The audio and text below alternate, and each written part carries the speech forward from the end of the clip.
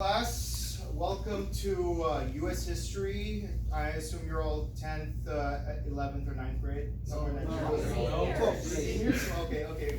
I'm joking. Okay, so basically, I'm Mr. Matusevich, and I'm a graduate student, and I'm studying to become a teacher. And this class is going to be about the importance of government. So first things first, I want you to ask yourselves, what is government and why is it important? Put it down on your worksheets when give it a good minute, and then we'll go through some examples of what you shared.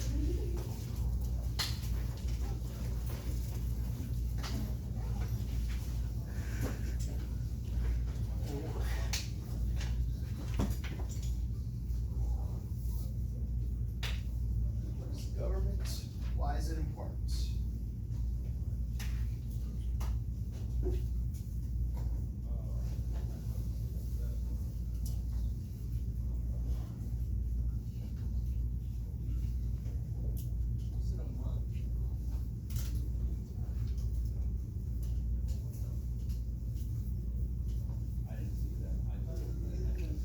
I actually had to know this class when I was in the 11th grade, so that's why I made the joke. It's actually been a decade since he was my teacher. Okay, so how about we share some examples of what you guys wrote? How about we raise our hands for volunteers, or I'll pick you if no one volunteers. And when you're selected, why don't you tell me your name, and for the fun of it, tell me your favorite superhero and your favorite food. Sound fun? So you sound like you're volunteering. I don't have a favorite superhero. Oh, then just pick one. I don't really know the superhero.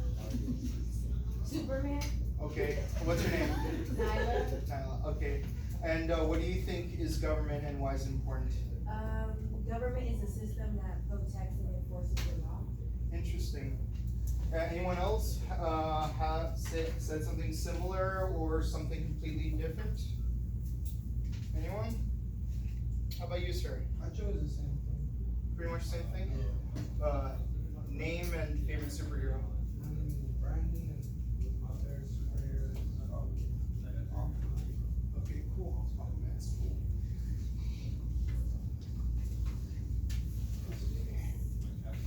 Any other volunteers? You there in the back. My name is Rashad, and my favorite superhero is Batman. And I said government is, it's probably not right, but I said government is like the structure of how a nation, to keep a good running nation. Interesting. So, one more. My name's Giselle. My favorite superhero is Captain America. Okay. And I put government is authorities who run America and make laws. Those are all very good answers. Let's go over 8 functions of government, and in your worksheet there should be like an area for you to list them, so you can remember them in the future. So, government functions. First, we've got foreign diplomacy. Some countries have things that other countries don't. How do we make sure that everyone gets the best of both worlds? You have to be able to discuss things with policies, trades, etc. with other governments. Military defense. If another country's coming at you, you gotta be able to defend yourself. Like, for example, in the American Revolution, we finally defeated the British. What if France wanted to come and get some of our land? We gotta defend ourselves. Law enforcement and judicial procedure. We have laws that we need to enforce so that everyone has the best, so everyone follows the rules and no one's breaking them. And we need to have a law and order system, like cops and judges, to make sure that everyone follows the law, and those who don't, are properly punished for whatever crimes they commit. Protect civil liberties and rights. You got freedom of speech, freedom of expression, protest, right to bear arms, to have a speedy and fair trial, the right to not be, for someone to hold prejudice against you based on your sex or the color of your skin, like the right to vote, etc. management of executive induction. Basically, it's a fancy way of saying, how does the person in charge become in charge? So in the case of America, we got elections. The government has to make sure that the elections are done correctly and fairly. Provision of goods and services, basically make sure that everyone has whatever food and jobs they need. Like for example, like if there's a fire somewhere, we need to have the fire department. If we need the police, we've got the police department. We have laws related to farming and groceries and selling and buying cars and stuff. Those are goods and those are services, which leads to promote economic and infrastructural growth, which is basically how do we make everything in America better, like all together. Like how do we make the rich richer and the poor richer? How do we improve our water systems, our education, our construction, and everything?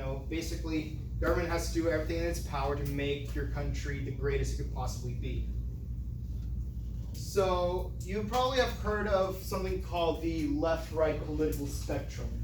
Now here's the thing: this has little to nothing to do with the whole Democrats or Republicans. When they say left wing and right wing, basically it's how much authority does the government have. So, for example, when you go more far right, that means there's less central government. It's more self-governance. As you might notice, you've got federal law, state law, city law, district law. Basically, going down that list, it's less central power because, my parents say, "My house, my rules." Basically, that means whatever rules you follow in the house, those same rules don't apply outside of that house. But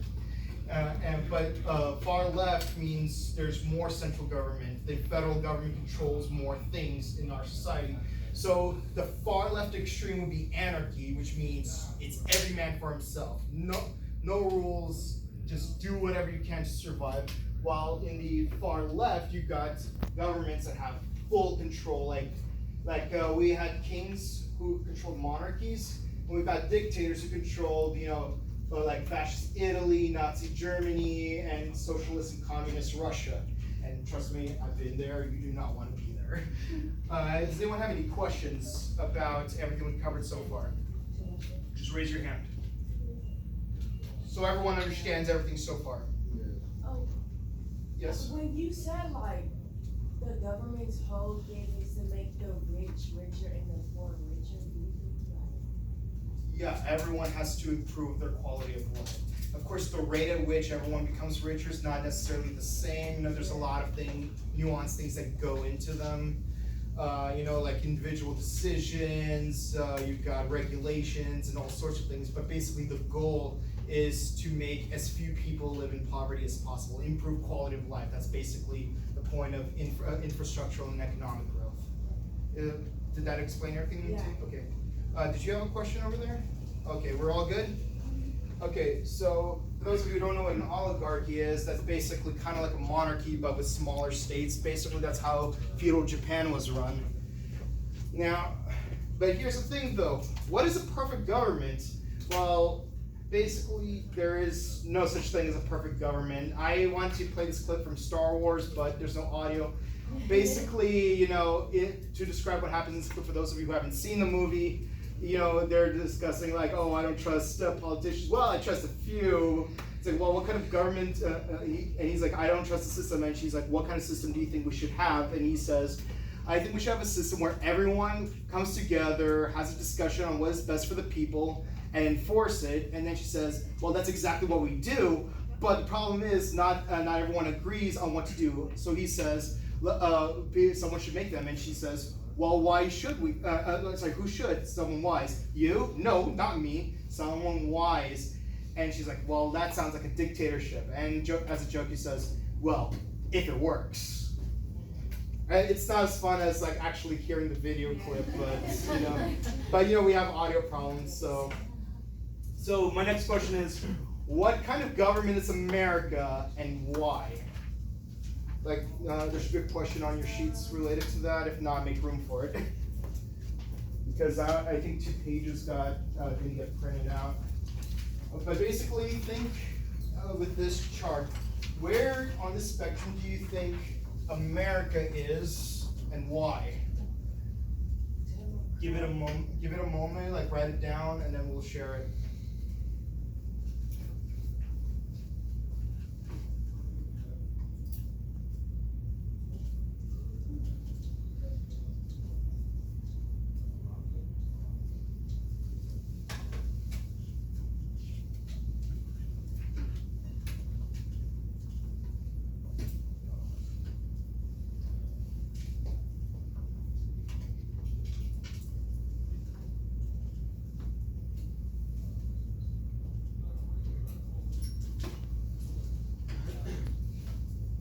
Okay, so let's go over some of the examples you guys gave. So, do we have any volunteers who want to share before I start picking people out at random? How about you, ma'am? Democratic Republic? Democratic Republic. Why do you think we are a Democratic Republic? Because we have the choice to either pick if we're Democrats or Republicans, and Interesting. Anyone else have a theory? You look like you're about to raise your hand. Huh? You look like you're about to raise your hand.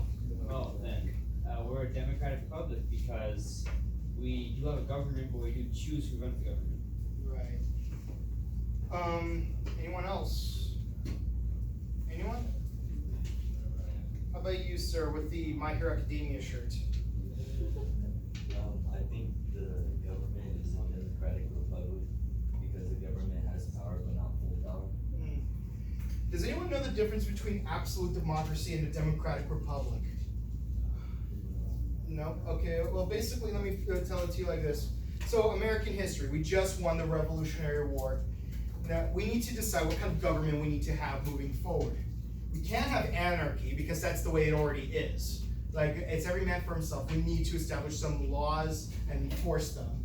And basically, imagine if you have like like say you have a suspected bank robber, and a group of outlaws capture him. If they so decide to hang him, for being a bank robber, they can go ahead and do it. That's not good. And if you have a monarchy, well, we just fought a monarchy. Why would we want to go back to that? We can't have oligarchy because that's almost the same thing. It's basically smaller monarchies working together. So it comes down to absolute democracy and democratic republic. The reason we can't have absolute democracy is because it's basically an organized version of anarchy. Again, with the whole bank robber thing, if 11 outlaws capture the bank robber and 6 of them vote to hang him, they're still gonna hang him. Is hanging the best way to deal with a bank robber? Who's to say? We need a judicial system for that. But a democratic republic, we need to be able to it helps smaller groups of people, like minorities, get represented, because we have some big states, we got small states. And the bigger states, they have larger population because of slaves. And smaller states, they're more free, but so we need to, but they would have less control if it's based on population. So why do a democratic republic, again with the Star Wars references? So we had 2 proposals. You have a question? I have a question. So you're saying absolute democracy? Isn't that doesn't that apply in a courtroom? Like, because you have a jury, don't they decide if you're guilty or not guilty? So isn't that an absolute Yeah, but it's the democracy? judge who carries the sentence. Oh, okay. Yeah. But basically you do have 12 peers delegate whether the person's guilty or not guilty, but they don't decide what the judgment is, like how many years in prison, or what kind of fine you have to pay, or if you need to carry life or death sentence. So we had 2 proposals for what kind of government we need to have. First, we had James Madison with the Virginia plan. Basically, it was going to be a 2-part. It was going to be a 2-house system, or bicameral. It's not as necessary a word for you to remember, but could be points if you do. And basically, the way it worked is each of the 2 chambers would have a number of representatives for each state based on the population.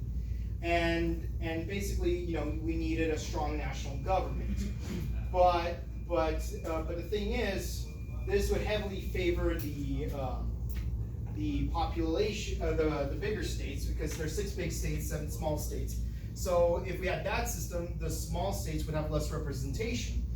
So we had the New Jersey plan by Patterson, who says we should have a one-house system or monocameral, which has where you would have where it would be represented by 1 senator per state. That way, it's like one state, 1 vote, and basically it was a lot closer to the Articles of Confederation versus the Virginia plan. So, but here's the thing though, with this plan, smaller states get more representation than the bigger states. To demonstrate why both of these are a problem, let's pretend for a moment that you're in Mr. Patterson's class. Like, you have a teacher named Mr. Patterson, and he's like, you know, you guys are like overworked. Let's have a party on Friday. And but here's the thing though.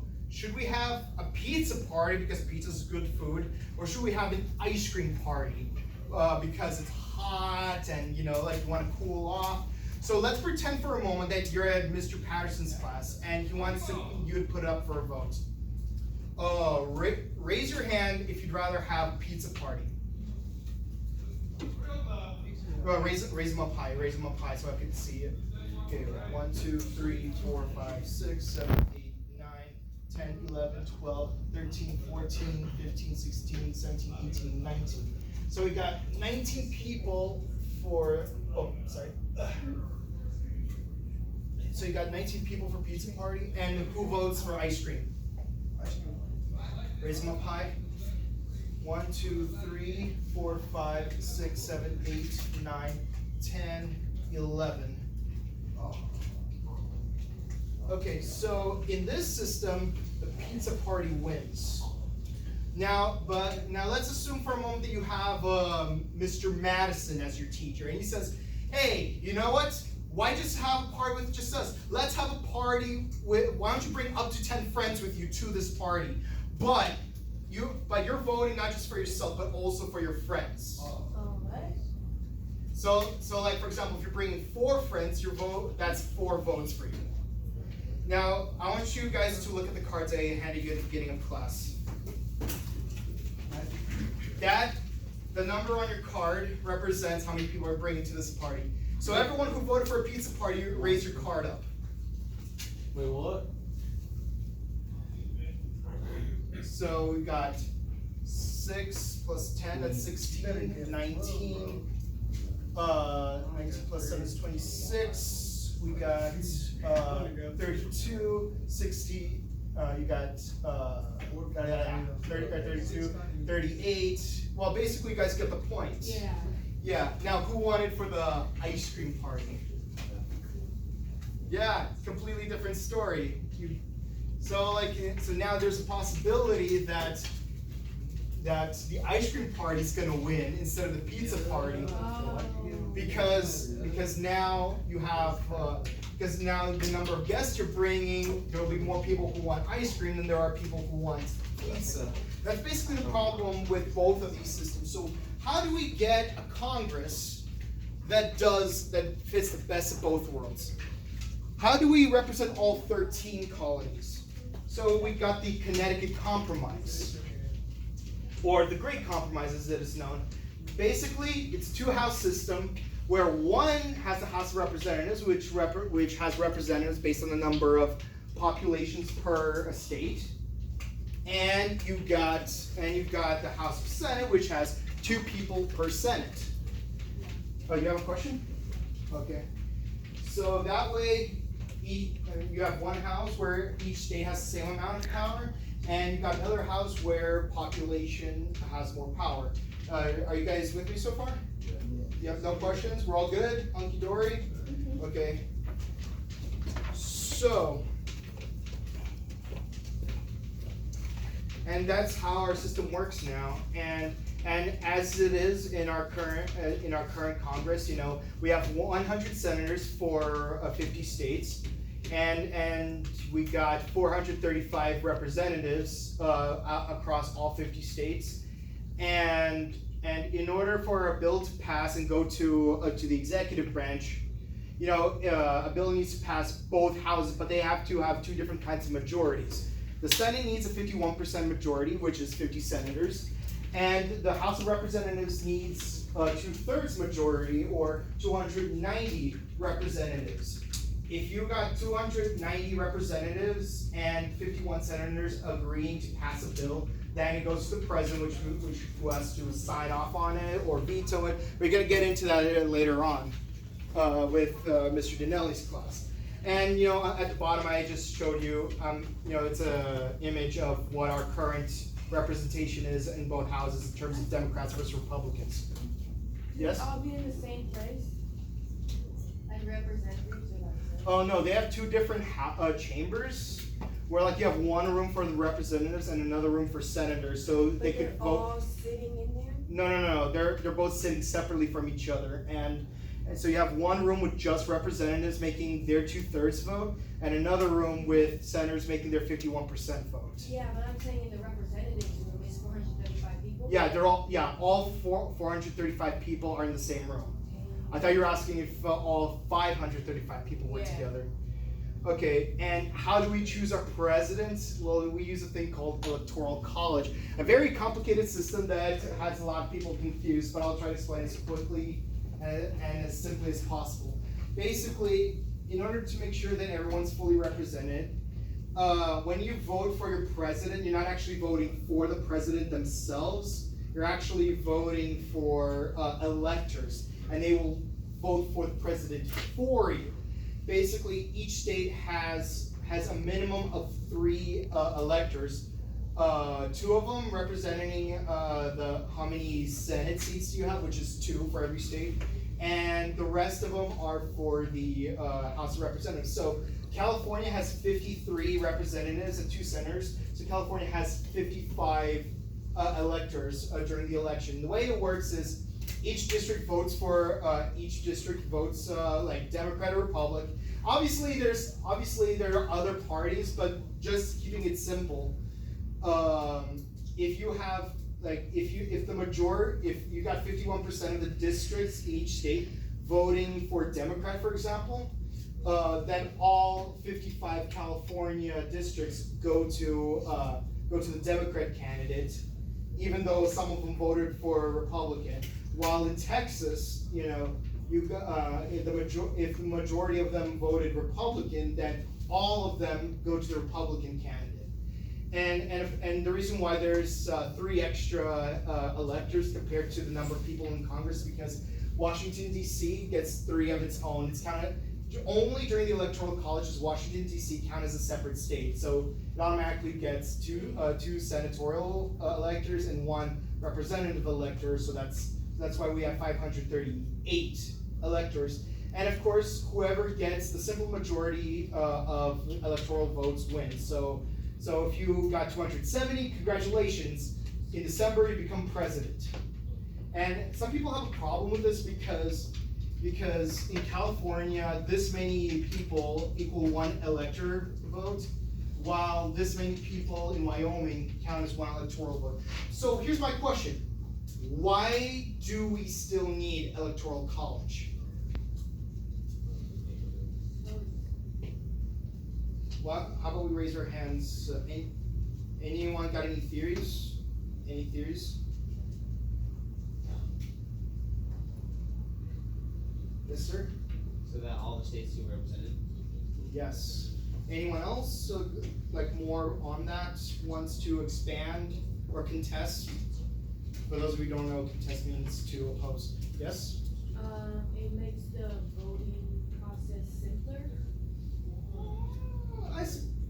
Well, not exactly, but basically the idea is you want the president who represents the interests of as much of the country as possible. Because metropolitan cities like New York and California have different issues and needs compared to more agricultural states like, say, Texas or Louisiana. So you know, they have different needs, they have different values and stuff. But the thing is, if you only run on a popular vote where everyone votes for the president directly and whoever has the most citizens voting wins, then you only have to run for California, Texas, New York, Florida, and Pennsylvania, and that's almost all the votes you need. You don't even have to care about the rest of the country. But the thing is, and that's why we need electoral college, so that every single state feels like this is our guy. This is the person who represents our best interest. And arguably, this is one of the reasons why people think Trump won the electoral election in 2016, because Trump visited more states than Hillary Clinton did, and so more states thought, hey, Trump's our guy, while Hillary's like only pretty much got New York and California because she's a metropolitan type of person. I mean, you can have whatever political beliefs you want. You're pro-Trump, you're pro-Hillary, you know, you're entitled to it. But I'm just saying like one possible theory as to why people voted for Trump during the 2016 election. By the way, I assume you're all ready to vote next year? 2020 election? What are the options? Because I was 18 when I finished high school, so you know. Okay, so here's a homework assignment for you guys to do. I'm not gonna make you guys do it because I was planning on assigning this on a Thursday last week, so you'd have the weekend to work on it. But basically, but to get the gist of it is, you guys have to get into groups and make your own government model, and then write a free paper on it. But I'm not gonna make you guys do it because it's Wednesday, and if I make you do on Friday, you know, you're not gonna have enough time to do it. But basically, that's the idea. And I had a video clip here, which I cannot play, but take the time to answer the following 3 questions in a blank space. What did I learn in these last 20 minutes? What did I find most interesting? And what further questions do I have related to the topic? So let me write it down.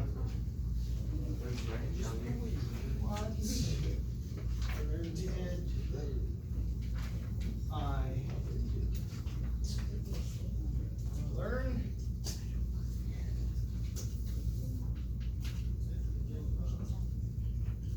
What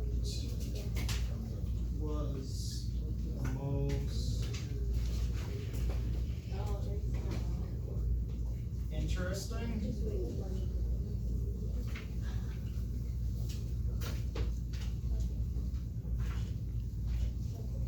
What other questions do I have about this?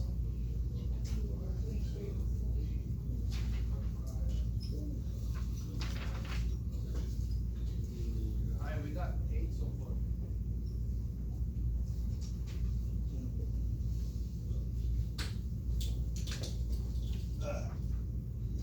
So, you know, so take your time to write these down, and but to address the third question, does anyone have any questions right now about what we just discussed?